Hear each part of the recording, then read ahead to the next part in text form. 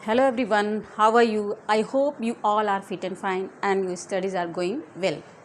So friends, आज का ये जो वीडियो है एक मोटिवेशनल वीडियो होने वाला है और साथ ही साथ मैं अपना टाइम टेबल शेयर करूँगी कि कैसे मैंने 6 से 7 घंटे जॉब करते हुए अपनी प्रिपरेशन को मैंने जारी रखा और मैंने सफलता प्राप्त किया।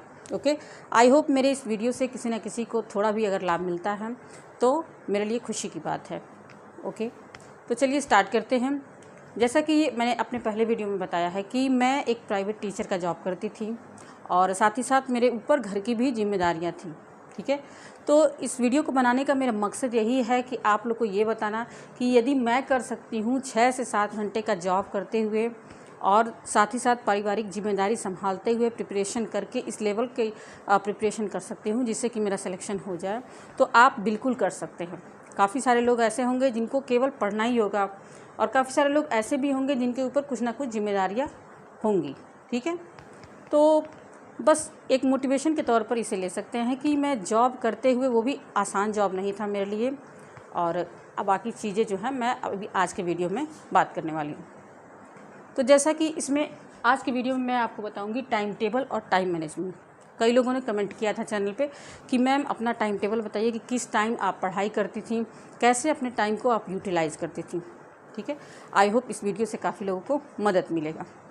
तो जैसा कि आपको पता है कि मैं एक प्राइवेट टीचर का जॉब करती थी जिसमें मुझे 8:15 यानी कि सुबह 8:15 पे मुझे स्कूल में किसी भी हाल में मौजूद होना था। ठीक है, क्योंकि बायोमेट्रिक अटेंडेंस था हमारा, और अगर 1 सेकेंड भी हमारा लेट हो जाए तो क्या होता था, उस दिन का एब्सेंट चढ़ जाता था। तो इसलिए ये था कि 8:15 या 8:15 पे हमें पहुंचना ही पहुंचना था सुबह के टाइम। तो रूटीन मेरा ऐसा हुआ करता था कि मैं सुबह या तो 4:30, 5 या 5:30, कभी कभी 5:30 भी हो जाता था, 4:30 से 5:30 के बीच में मैं जगा करती थी। कभी 4:30 बजे, कभी 5 बजे, कभी 5:30 बजे। और मेरी कोशिश ये रहती थी किसी तरह से मैं 1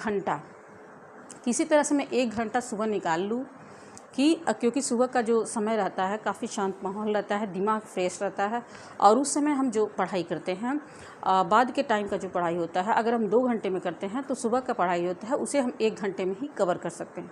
ठीक है, तो आप लोग भी कोशिश करें कि सुबह के समय जितना आप टाइम निकाल सकें अपने स्टडी के लिए, सुबह का समय सबसे बेहतर होता है आपके लिए। ठीक है, तो मैं क्या करती थी, सुबह के समय 1 घंटे पढ़ाई अपनी किसी भी तरह से कर लिया करती थी। ठीक है, थोड़ा सा मेडिटेशन कीजिए, थोड़ा सा एक्सरसाइज कीजिए, 5-10 मिनट या 15 मिनट, उसके बाद से आप स्टडी करने 1 गिलास पानी पीजिए, उसके बाद आप स्टडी करने बैठिए। ठीक है, 1 घंटे के बाद मैं 6 या 6:30 बजे के टाइम से मैं स्कूल के लिए, मतलब खाना बनाना, बच्चों का टिफ़िन पैक करना, खुद रेडी होना, स्कूल जाने के लिए मैं तैयार हुआ करती थी। उसके बाद से 8:15 पे मुझे स्कूल हाजिर होना था हर हाल में। ठीक, और 1 घंटे, लगभग 1 से 1.5 घंटे मैं किचन में खड़े होकर ही मुझे काम करना था। और सभी लोग को ये लगता है कि थोड़ा सा खड़े होकर अगर हम काम कर रहे हैं तो उसके बाद हमें थोड़ा सा आराम करने का मौका मिले, लेकिन मेरे पास वो मौका भी अवेलेबल नहीं था। मुझे 1 से 1.5 घंटे किचन में खड़ा होना पड़ता था, उसके बाद फिर मुझे आराम नहीं मिलता था, बल्कि फिर मैं स्कूल जाती थी, वहाँ भी खड़े होकर ही मुझे पढ़ाना था, और लगभग 6 से 7 घंटे निश्चित रूप से पढ़ाना ही पढ़ाना था। और वहाँ का जो रूल्स एंड रेगुलेशन था काफ़ी स्ट्रिक्ट था। ठीक है, और चूँकि ये क्रिश्चियन स्कूल था, रूल्स रेगुलेशन काफ़ी स्ट्रिक्ट था, लेकिन उतना ही स्ट्रिक्टनेस टीचर्स के लिए भी था। 1 मिनट 1 सेकेंड अगर आपका लेट हुआ तो उस दिन का आपका एब्सेंट चढ़ जाता था और आपका CL में चला जाता था। ठीक है, 14 CL के बाद सैलरी भी कटनी शुरू हो जाती थी।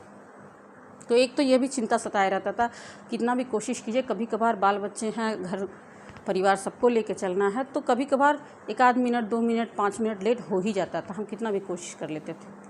ठीक है, और रूल ये था कि आपको स्कूल में खड़े होके ही पढ़ाना है। ठीक है, किसी भी क्लासरूम में कुर्सी नहीं रखी गई थी, हमें 6 से 7 घंटे खड़ा होके ही पढ़ाना था। और खड़ा होके पढ़ाना, मैं ये नहीं कह रही हूँ कि गलत चीज़ है, खड़ा होकर पढ़ाइए, लेकिन इंसान की एक क्षमता होती है।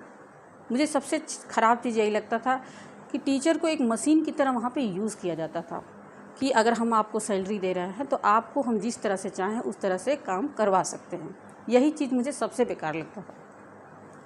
और 1 से 2 अगर पीरियड हमें खाली समय मिलता है, 1-2 घंटे अल्टरनेट करके अगर पढ़ाने के लिए दिया जाता है तो कोई प्रॉब्लम नहीं है, कोई भी इंसान खड़ा होकर पढ़ा सकता है। और ख़ास करके महिलाओं के लिए सबसे दिक्कत की बात थी, और ये कोई समझता नहीं था। चूँकि प्राइवेट संस्थान था तो हम वहाँ पे विरोध भी नहीं कर सकते थे, और ये था कि मैं नौकरी भी नहीं छोड़ सकती थी, क्योंकि मेरे हस्बैंड और मेरा दोनों लोग का प्राइवेट जॉब था। और आप सबको पता है कि आज की महंगाई के युग में 2 लोग अगर प्राइवेट जॉब है तो जब तक दोनों लोग ना करें तब तक काम नहीं चल सकता है। तो मेरे सामने समस्या ये थी कि मैं उसे छोड़ भी नहीं सकती थी, और अन्य स्कूलों से अच्छी सैलरी मिलती थी, इसलिए उसे छोड़ भी नहीं सकती थी मैं, और मुझे उनके रूल्स एंड रेगुलेशन के हिसाब से ही मुझे चलना था। आप सोच सकते हैं कि एक इंसान 8:15 से लेकर के 2:30 बजे तक लगातार, बीच में मुश्किल से 10 या 15 मिनट या 20 मिनट आपको इंटरवल में जो टाइम मिलता है वह मिलता था, और बाकी के टाइम खड़े ही होना है। सारे रूम्स में कैमरे लगे हुए थे। अगर थोड़ी देर के लिए कोई टेक ले लिया या कुछ थोड़ा सा किसी बच्चों के ही डेस्क पे बैठ गया तो उसके लिए ऑफिस में उन्हें बुलाया जाता था और उन्हें 2 बातें सुनाया जाता था।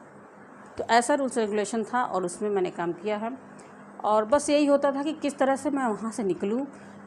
तो यही होता है कि जब हमारे सामने समस्या आती हैं तो हम उन समस्याओं से निकलने के लिए सोचते हैं, और कहीं ना कहीं वही समस्याएं जो होती हैं हमारे लिए मोटिवेशन का काम करती हैं। मेरे अंदर बस यही था कि किसी तरह से मैं यहाँ से निकलूँ, और मुझे अगर क्लर्क ग्रेड का भी नौकरी मिल जाता है तो भी मेरे लिए अच्छा है, कि बस शर्त यह है कि गवर्नमेंट होनी चाहिए। ठीक है, काम सबको करना पसंद है, काम करना भी चाहिए, लेकिन एक इंसान की क्षमता से ज़्यादा उसे यूज़ करना भी मेरे अनुसार शोषण है। तो यही सारी समस्याएं थी जो कहीं ना कहीं मेरी मोटिवेशन का कारण बना, और मुझे पता था कि मेरे पास लिमिटेड टाइम है और मुझे उसी लिमिटेड टाइम को यूटिलाइज़ करके मुझे अपनी स्टडी को करना था, और इस लेवल तक का करना था कि सिलेक्शन हो जाए, क्योंकि कंपटीशन आपको भी पता है काफ़ी टफ है। तो 8:15 से लेकर के लगभग 2:30 बजे तक क्लास स्कूल चलता था, और टीचर्स को आधा घंटा एक्स्ट्रा रुकना पड़ता था, यानी कि 3 बजे तक हम लोग स्कूल में रहते थे, और 3 बजे के बाद घर आते थे। तो 3 से 5 बजे तक खाना बनाना, बच्चों को खिलाना, होमवर्क कराना, ये सारी चीज़ें मान के चलिए होती थी।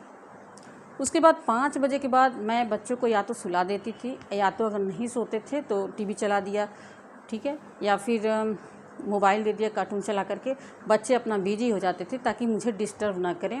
और उसके बाद से मैं 5 बजे से लेकर के 8 बजे तक मैं लगभग 2.5 से 3 घंटे पढ़ाई अपनी किसी तरह से करती थी, और पढ़ाई के दौरान मैं सभी बातों को भूल जाती थी कि आज क्या हुआ, क्या नहीं हुआ, किसने क्या कहा, ये सारी बातों को भूल करके मैं सिर्फ और सिर्फ अपनी पढ़ाई पे 2-3 घंटे जो टाइम मिलता था शाम के समय का, उस पर फोकस किया करती। उसके बाद 8 बजे के बाद फिर शाम का चाय नाश्ता, फिर उसके बाद से खाना, उसके बाद से लगभग 10 बज जाते थे इन्हीं सब चीज़ों में। फिर 10 बजे के बाद जब बच्चे सो जाते थे तो फिर मेरी कोशिश रहती थी कि 1 घंटा मैं रात में भी पढ़ाई कर लूँ, कभी 10 बजे, कभी 10:30 बजे। अगर 10:30 बजे काम ख़त्म होता था तो 10:30 से लेकर 11:30 तक पढ़ लिया, कभी 10 बजे ख़त्म हो गया तो 10 से लेकर के 11 बजे तक पढ़ लिया, यानी कि लेटेस्ट 11 से 11:30 बजे तक मैं सो जाती थी। ठीक है, और उसके बाद से फिर अगले दिन वही रूटीन मेरा शुरू हो जाता था। तो इस तरह से आप देख सकते हैं कि एक दिन में 4 से 5 घंटे किसी तरह से मैं निकाल करके पढ़ाई अपना कर लिया करती थी। और आपको सिलेक्शन लेने के लिए ये ज़रूर नहीं है कि आप 7 घंटा 8 घंटा, कई लोगों के मुंह से आप सुनते होंगे, किसी ने कहा कि मैं 7 घंटा पढ़ता था, मैं 8 घंटा पढ़ता था, मैं 9 घंटा पढ़ता था। घंटे से कोई मतलब नहीं है। ठीक है, अगर 5 घंटा मिनिमम आप 5 घंटे भी पढ़ते हैं और पूरा का पूरा ध्यान आप फोकस करके पढ़ते हैं तो निश्चित रूप से आपका सिलेक्शन हो सकता है। 4 से 5 महीने की पढ़ाई में, 6 महीने की पढ़ाई में आपका सिलेक्शन हो सकता है। तो यही मेरी डेली की रूटीन रहती थी, और आप देख सकते हैं कि कितना संघर्ष के बाद काफ़ी सारी दिक्कतें भी आती हैं प्रिपरेशन के दौरान। जैसे मान लीजिए शरीर भी होता है, साथ नहीं देता है, कभी कभी हम इतना थक जाते हैं मेंटली रूप से, फिज़िकल रूप से, कि हम स्टडी पे फोकस नहीं कर पाते हैं। तो उसके लिए भी बहुत सारे उपाय हैं। देखिए, अगर समस्या है तो हर समस्या का समाधान भी है। कई बार ऐसा होता था कि मैं एक रिवाइटल आता है, रिवाइटल गोली, उसे मैं खा करके पढ़ाई किया करती थी, कि मुझे बस जुनून था कि मुझे किसी तरह से यहाँ से निकलना है, क्योंकि मुझे पता था कि इस नौकरी के भरोसे पूरा जीवन काटना मुश्किल है। और देख सकते हैं कि 4 से 5 घंटा इतना बिजी शेड्यूल होते हुए घर का काम भी करना था, प्लस 6 से 7 घंटे का जॉब, 6 घंटे लगभग स्कूल में और 1 आध घंटे जो आने जाने का जो समय था वो लग जाता था। उसके बाद से शारीरिक थकान, मानसिक थकान, तमाम तरह की उलझनें, उसके बाद भी 4 से 5 घंटे निकालना, पूरी तरह से स्टडी पर फोकस करना और लास्ट में सिलेक्शन होना, ठीक है, ये मायने रखता है। तो आज का वीडियो आप सभी लोगों को, इसीलिए मैंने आज का वीडियो बनाया कि आप एक मोटिवेशन प्राप्त करें और समस्याओं से आप ना भागें। सबसे ज़रूरी चीज़ है समस्याओं से ना भागें। बहुत सारी समस्याएं मेरी लाइफ में भी आईं तैयारी के दौरान। जब हम स्कूल में ये नहीं है कि आप जो समय निर्धारित किए हैं उसी समय आप पढ़ाई कीजिए। आप जो समय निर्धारित किए हैं वो तो पढ़िए ही पढ़िए, लेकिन उसके बाद का भी जो टाइम है उसको पढ़ाई से बिल्कुल अलग ना होइए। कुछ ना कुछ चीज़ें, जो मान लीजिए मैंने सुबह कुछ पढ़ाई किया है तो उसके बाद मैं स्कूल में चली गई, उसको मैं दिमाग में रिवाइज़ करती रहती थी, या फिर किसी एक पन्ना आगे किताब का मैंने पढ़ा तो उसका एक फ़ोटो लेकर के मैंने अपने मोबाइल में रख लिया। और स्कूल में जब भी मुझे टाइम मिलता था, कभी 10 मिनट का पानी पीने का इंटरवल हो गया या कभी कोई पीरियड फ्री रहा, तो मैं एक बार देख लिया करती थी उसे और उसको रिकॉल किया करती थी। और मेरे साथ एक मैम थी, अगर आपके साथ कोई तैयारी करने वाला है तो आपके लिए और भी प्लस पॉइंट है। एक मैम थी वहाँ, वो भी इंग्लिश सब्जेक्ट से ही तैयारी किया करते थे और मैं भी करती थी। तो हम दोनों क्या करते थे कि वो कुछ क्वेश्चन जो था वो पढ़ के आती थी, कुछ क्वेश्चन मैं पढ़ के आती थी। तो अगले दिन जब हम स्कूल जाते थे तो जो मैं पढ़ के आई होती थी मैं उनसे पूछती थी और वो मुझसे पूछती थी। इससे ये होता था कि इस तरह के क्वेश्चन मैंने नहीं पढ़ा तो मैं जा कर के फिर से पढ़ती थी और एक कंपटीशन की भावना आती है, तो उससे भी तैयारी अच्छी हो जाती है और पढ़ाई में मन भी लगने लगता है। हालांकि बहुत सारे लोगों ने कमेंट भी किया, जब भी हम एक दूसरे से क्वेश्चन डिस्कस किया करते थे तो हमारे जो सहकर्मी थे बहुत सारे लोगों ने कहा कि अब लग रहा है कि इन लोग का सिलेक्शन हो ही जाएगा। ठीक है, व्यंग्यात्मक बातें बहुत सारी सुनने को हमें मिली थी, लेकिन इन सब चीज़ों को आपको इग्नोर करके चलना है और उस दिन आपको जवाब देना है जिस दिन आपका सिलेक्शन हो जाएगा। तो यही सारी बातें हैं और समस्याओं से भागना नहीं है आपको। समस्याएं हर किसी के जीवन में हैं, कोई ऐसा व्यक्ति नहीं है जिसके जीवन में समस्या नहीं है। और इस बात को आप मान सकते हैं कि हम कहीं बाहर अगर तैयारी करने नहीं जा रहे हैं, घर पे ही रह के कर रहे हैं, साथ ही साथ अगर मैं कर सकती हूँ 6 से 7 घंटे का जॉब करते हुए प्लस बच्चों की जिम्मेदारी संभालते हुए, घर का पूरा काम काज देखते हुए 4 से 5 घंटे अगर मैं टाइम निकाल सकती हूँ, प्रिपरेशन करके सिलेक्शन भी ले सकती हूँ, तो आप बिल्कुल कर सकते हैं। आपके लिए बिल्कुल इम्पॉसिबल नहीं है।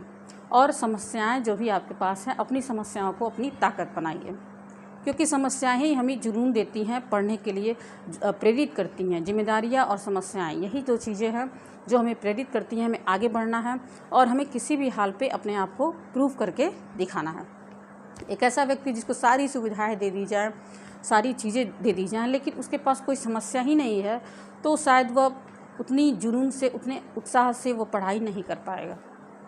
तो अगर समस्या आपके पास है तो आप अपने आप को लकी समझिए कि इन्हीं समस्याओं से मुझे ताकत मिलेगी और मुझे यहाँ से निकलने का और अच्छी स्थिति को प्राप्त करने का। आई होप ये वीडियो आपको अच्छा लगा होगा। अगर कुछ भी आपको डाउट है या कुछ भी पूछना चाहते हैं आप, तो कमेंट में बता सकते हैं। तो फिर मिलते हैं नेक्स्ट वीडियो में, तब तक के लिए थैंक्स फॉर वॉचिंग।